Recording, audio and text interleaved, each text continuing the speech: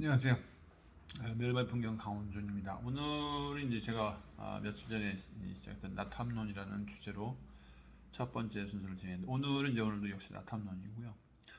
나탐론은 말씀드렸다시피 이제 나의 인생에 대한 나의 인생에 대한 탐구죠. 내가 어떤 인생을 살아왔고 또 앞으로 어떤 인생을 살 것인가. 그리고 이제 그와 더불어서 이제 나를 둘러싼 모든 환경에 대한 나에게 영향을 미치는 것들에 대한 모든 자연현상이라든가 세계의 변화라든가 이런 것에 대한 이제 탐구를 종합해서 이야기하는 것이 이제 나탐론입니다. 나는 어차피 너는 수없이 많죠. 나와 너의 관계는. 그래서 너는 이제 뭐 세계가 될 수 있고 국가가 될 수 있고 뭐 친구가 될 수 있고 상당히 많죠. 너라는 건. 그래서 이제 그런 그 관계에 대해서 이제 제가 깨닫는 것들을 이야기하는 게 나탐론이 되겠습니다. 오늘은 이제 주제는요.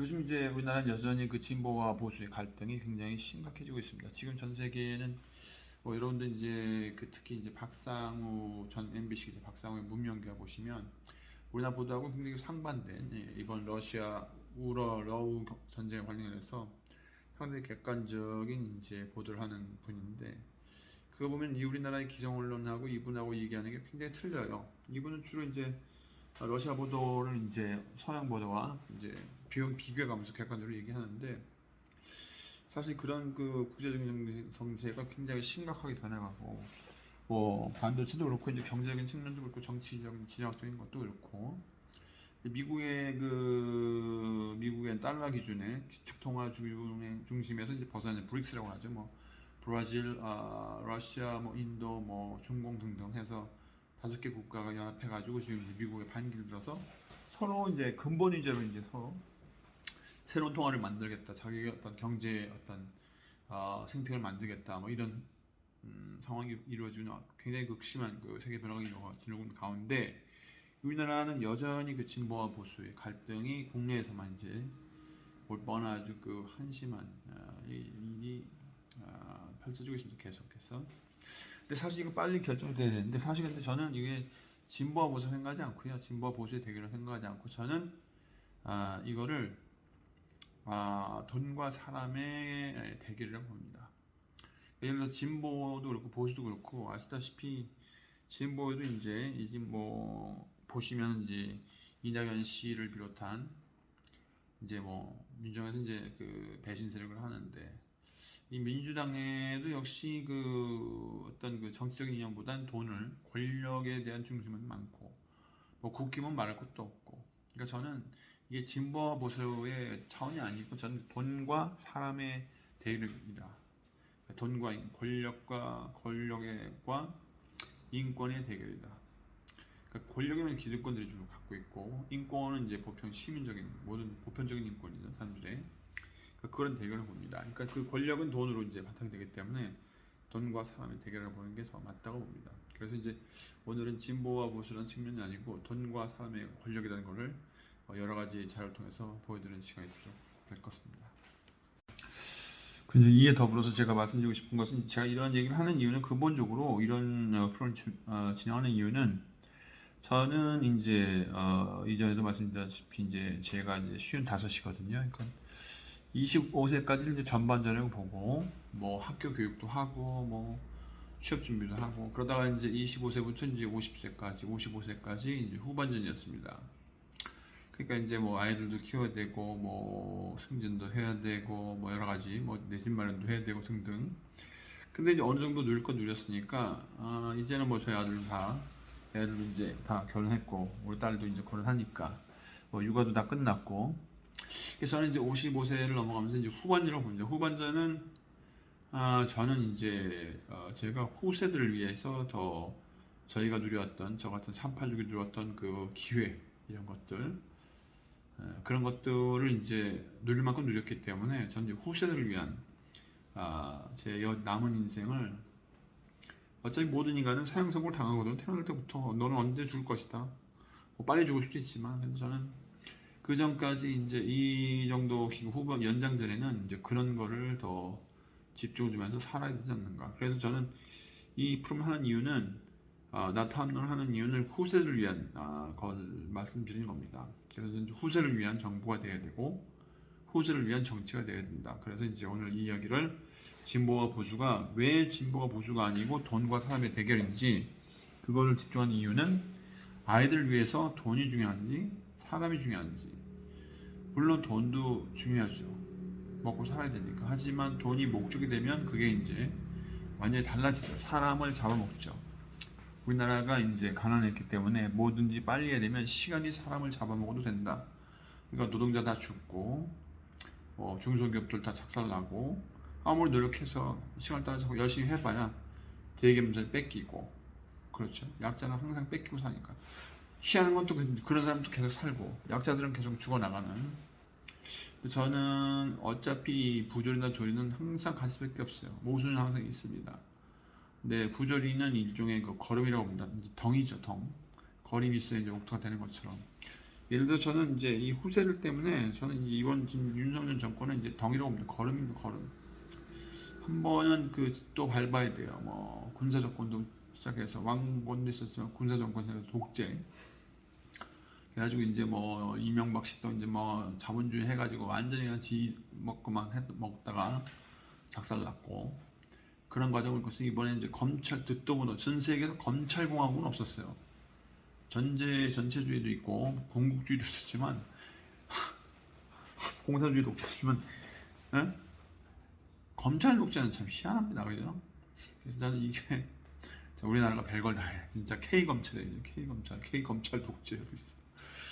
진짜 대단합니다. 근데 이거는 일종의 걸음이라고 봅니다. 우리 후세를 위한. 그래서 이제 어차피 이건 밟아야 되고, 저는 솔직히 말씀드려서 자기 총선 때 국힘이 완전히 전술 역전해 주면 좋겠어요. 완전히 나라를 말아먹게. 이게 역발상인 거예요. 그러니까 말아먹어야 한 번 더 말아먹어야 시원하게 말아먹어야. 이거 말아먹으려면 지금 돈의 위주가 지금 우리나라는 마약 중독도 있지만 돈 중독이 제일 심합니다. 다른 나라들은 전부 뭐 가족 중심, 뭐 행복한 삶 이런데 우리나라는 물질적인 풍요가 가장 중요해요, 이 사람들한테. 그런 것들이 아이들을 안 낳지 않게 하는 그런 이유가 됩니다. 물질적으로 하다 보니까 애들을 낳게 사람이 없고, 그래서 이제 후세를 위한 그런 제가 생각을 하게 되는 거죠. 그래서 이제 지금서부터 이제 하나하나 자료를 보여드리면서 말씀드리도록 하겠습니다. 이 영상 보면 지난 2022년 10월 29일 날 일어났던 이태원에서 일어났던 참사죠. 현장에서 무려 156명이 넘는 희생자가 났습니다. 특히 이제 젊은이들이 많았죠. 지금 이 형상은 이제 지금 유가족들이 용산구청장 때문에 이제 그 구청에 항의하러 갔다가 이제 경찰한테 밀려가지고 이제 거기서 항의하다가 이제 쫓겨난 모습입니다. 이게 솔직히 같은 사람은 참 이해가 안 돼요. 어떻게 이렇게 이런 그 잔인한 모습이 일어날 수 있는지. 어차피 이거는 뭐 아까도 말씀드렸지만 이 권력은 돈입니다. 자기네 갖고 있는 권력의 위상, 돈으로 바탕이 되거든요. 그렇기 때문에 이거는 지금 우리 이 진보와 보수의 문제가 아니고 이건 돈과 사람의 전투다, 이렇게 보는 겁니다. 어차피 자기 갖고 있는 거 뺏기지 않으려면 이제 공권력을 이렇게 낭명할 수밖에 없는 거죠. 이게 이제 하나의 좋은 사례라고 볼 수 있겠습니다. 자, 좀 전에 이제 돈을 바탕으로 권력들이 공권력을 어떻게 남용하는지를 보셨고요. 자, 이번에는 이제 또 다른 분야입니다. 언론입니다. 언론. 지금 보면은 이제 그 한 언론사 국장이 그 이제 사업장, 이제 좀 부정이 있는 사업장에 이제 돈을 요구하는 영상입니다. 그래서 뭐 행정처분 둘째치고 사업장 폐쇄나 구속이 되면 어떡할 거냐고 막 이렇게 묻고. 그러니까 이제 이 직원이 돈 달라고 하니까 국장님 말씀하신 3,000원 진짜 어렵고요. 폐기물 처리업체 직원입니다. 그래서 계속 이제 이렇게 어렵다고 얘기를 하니까 이제 국장이 또 얘기를 하는 거죠. 그래서 뭐 국장이 이제 폐기물 처리업체 거액의 현금을 준비하라고 계속 재촉을 하는 거죠. 이게 참 사실 저희 예전에 작년에 갔었는데 저희 어머님도 옛날 얘기하다가 이제 그런 얘기 하시더라고요. 옛날에는 그 내근 기자보다 외근 기자가 한 3년만 해도 집 한 채 살 돈을 모았다고 네, 그렇게 얘기하시더라고요. 뭐 지금도 여전하죠. 모든 그 우리나라 기성 언론사를 보면 주로 이제 그 건설업체들이 갖고 있는 주식을 많이 갖고 있는 업체가 많아요. 그러다 보니까 이런 것들에 대해서 이제 또 굉장히 또 아주 유능하죠. 오히려 이제 얘네가 이제 무슨 잘못하는지 잘 알고 있으니까 그 언론들이 이제 그런 거 이제 배워서 이렇게 하는 거죠. 이게 이제 또 하나의 돈이 사람을 잡아먹는 그런 좋은 예가 될 것 같습니다. 자, 아까는 이제 좋은 예로 그 고위 관료들이 어떻게 공권력을 이제 남용을 했는지 자기들의 이익을 위해서. 그 다음에 이제 그 언론사 얘기를 했는데 이번에는 이제 재벌 이야기를 좀 해드릴까 합니다. 재벌 이제 그 마약 관련한 거 무슨 폭행 뭐 이래도 이 그냥 거의 집행유예로 다 풀려나요. 그러니까 이 이제 법이 지금 여기 보시면은 뭐 엄청납니다. 지금 뭐 남양 뭐 이렇게 해서 뭐 현대, SK, CJ, 한화 그다음에 하나 여기 이재현 회장 또 유죄 선고 받았고 또 뭐 이 양념 유업 3세 뭐 범효성과 뭐 JB금융그룹 사위 전직 경찰청장 아들 뭐 아주 뭐 버라이어티하죠. SPC그룹 허위주 부회장 뭐 징역형 받고 그 다음에 이제 아까 그 제일제당 부장으로 이제 복귀했던 CJ의 이선호 씨 복귀하더니 이제 임원으로 승진하고 22년도에 징역형 선고 받았는데 2020년에 갑자기 이제 21년에 부장 복귀하고 22년에 올라가고 승진하고 그다음에 운전기사 폭행했던 뭐 DL의 이혁 회장이라든가 뭐 현대 BNG 스틸 정일선 사장 운전기사 폭행했다고 뭐 이제 징계도 안 받고 그러다가 이제 뭐 결국은 이제 그 물컵 갑자던 이제 하나의 그 조현민 사장도 이렇게 버젓하게 초고식 승진하고 그래서 이제 물의 재벌 3, 4세 중 현직 물의 재벌이 아니라 물의 재벌이군요. 옳다는 거네. 아무튼 이런 얘기가 나왔습니다. 참 이게 이제 또 하나의 좋은 얘기겠죠. 돈이 이제 사람을 잡아먹어도 상관없다. 나는 이제 내 갈 길 간다. 뭐 이런 좋은 예가 되겠습니다. 자 이번에 이제 마약 얘기를 해야 되는데 먼저 좀 전에 제가 그 한진 조현민 사장을 한화라고 잘못했어요.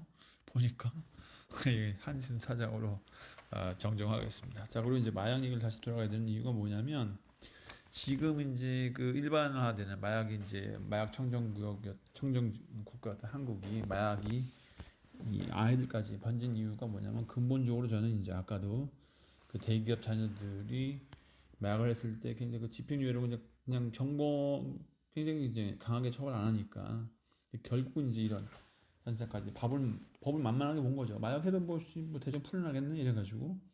그래서 지금 이제 보여드린 사진들은 이 래퍼가 이제 마약 사범을 강하게 처벌한 반대한다. 강하게 해봐야 소용이 없다. 치료가 필요하다.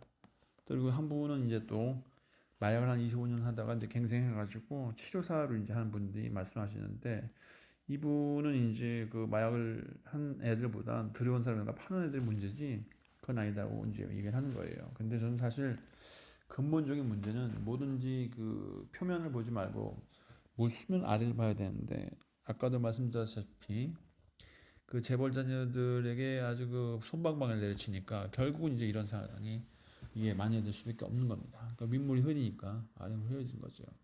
그래서 결국은 이 가진 사람들은 이제 돈이 있기 때문에 그 권력으로 모든 걸 다 휘잡을 수 있으니까 그게 이제 법이 제대로 작동을 안 하기 때문에 결국은 아이들도 만만하게 보고 마약이 범람하게 된 거다. 이런 이제 결론을 얻을 수 있겠죠.